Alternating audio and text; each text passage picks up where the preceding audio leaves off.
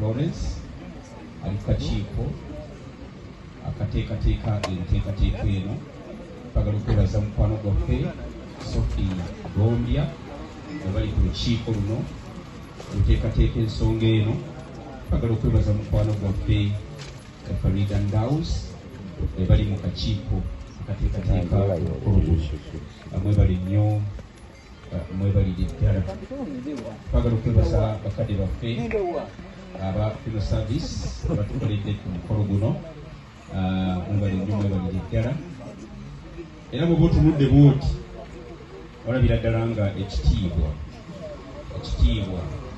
Evelyn Lagu ekimusaanira kikuliko akadde kano nga tumulisiivinga wano mu Makaage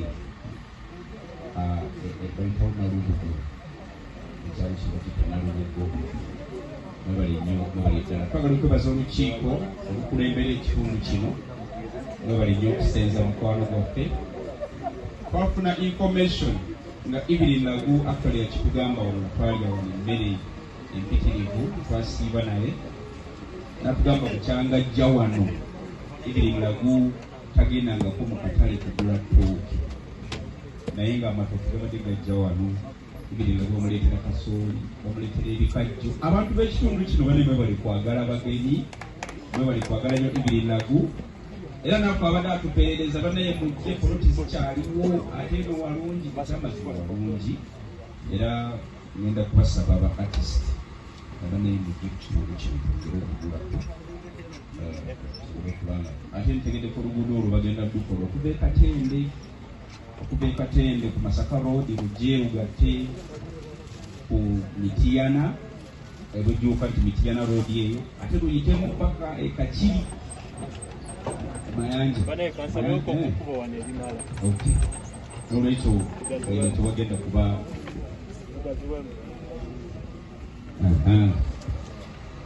saba DJ oyinza okugira nga otwalamu mpolampola efiiru ey'ensonga ezo gituliko twategeeraganye netugamba ntujja kusitukako nga tulisiivinga mukwano gwaffe Evelyn Lagu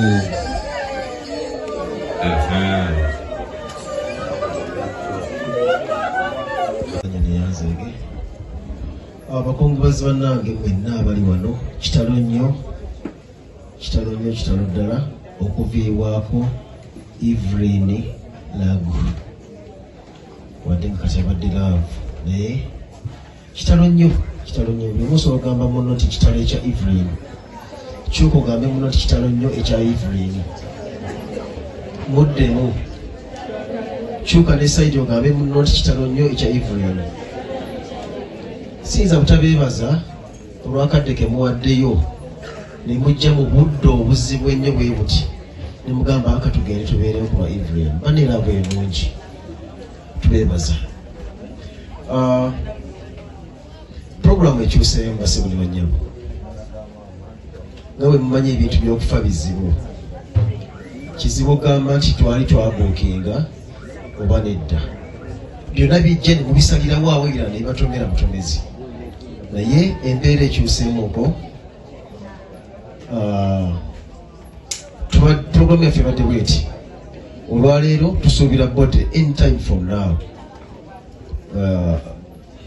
nkalubira okuyita Evelyn omulambo kinkalubirira sikiwulira munze naye omubiri gwa Evelyn tugusuubira essaawa yonna okuva kati mu kifo kino era mugenda bakutuuse wano bajja kuba nga tugusabira enkola bwetyo begenda okubeera tusulewo ng'omukulu wana abatulambise abanyagala okubaako nekyo bamwogerako mukwano gwe kyenkana ki bakolagana mutya byonna tujja kuba tubifuna nga puroguramu ebaddewo nti enkya ku ssaawa kati w'essaawa 5:06 nga tulina ogenda ku National Theatre tusiibeyo ate era tusoleyo bakadde baffe abagenda okulembera ekitambiro kya misa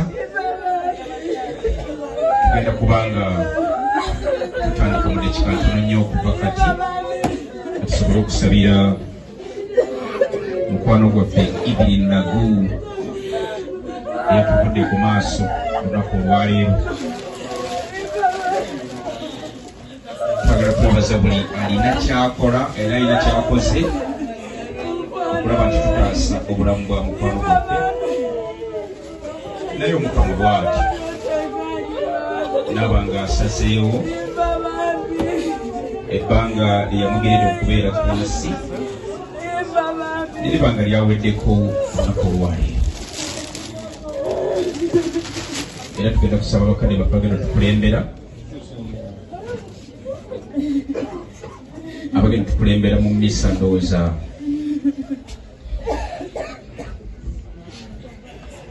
webale nnyo. Wabaddewo Fred Kasavu mwana wa Evelyn, wabaddewo Isaac, wabaddewo mutata wa Kasavu. Be bantu bameka? Basatu n'abeegatiddeko. Kandi kaseera kazibu nnyo nnyini. In fact sijjukira ddi nasemba kubeera mu mbeera efaanana bw'etyo nga tulina okujja obode tugitwale mu mokyale ate gyenaava era gyegenda okuva ejje wano olwaleero. Naye mu kubika awo tebadde bintu byangu nnyo. Nakutte essimu emirundi egiwera 7 babika nnyo Evelyn nga tafudde, mubadde mu birabe. Neŋŋamba oba tafudde, nyiza okubika omuntu ono nga teyafudde nga babikola nga bulijjo bibaddenga. Naye nga bba tenagirabyeko n'egibikwa ne mu Facebook. Omuntu otabanga tafudde n'enkola ezo. Naluddewo okwogera ekigambo kyonna. Naye nagenza okulaba nga amawulire gatandise okuntuukako nti bagabambooza Eva yafudde, ndaba kituufu yafudde. Naye nga tulina olukiiko wano tugenda oba atambuza nalwo ensonga zino okuvugizibwa paka kye zinaasembera.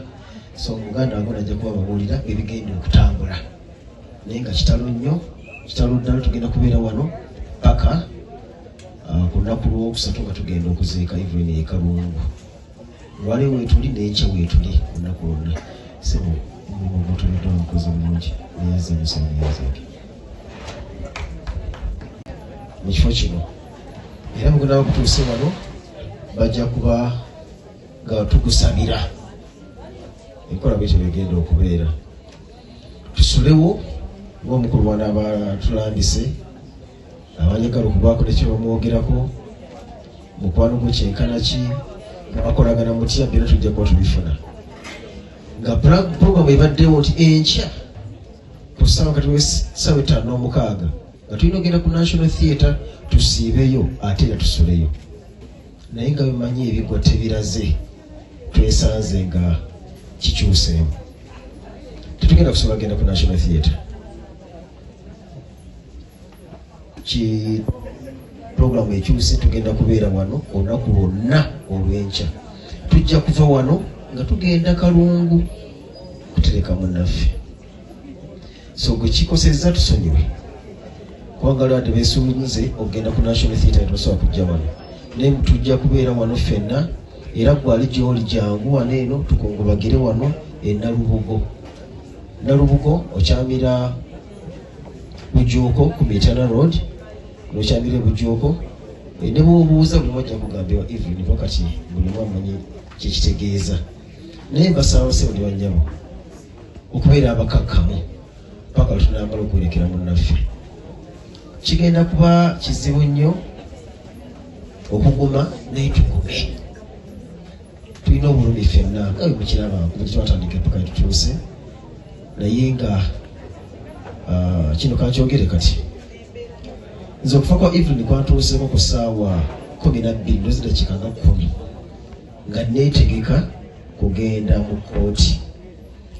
Mumanyi tulina abantu abasazaamu ekigero kya Evelyn twabalopa mu kkooti nga tuli mukadde kennyini kwekitegeka ngende mu kkooti. Amawulire gantuukako nti Evelyn yafudde. Kyabadde kizibu nnyo gye ndi.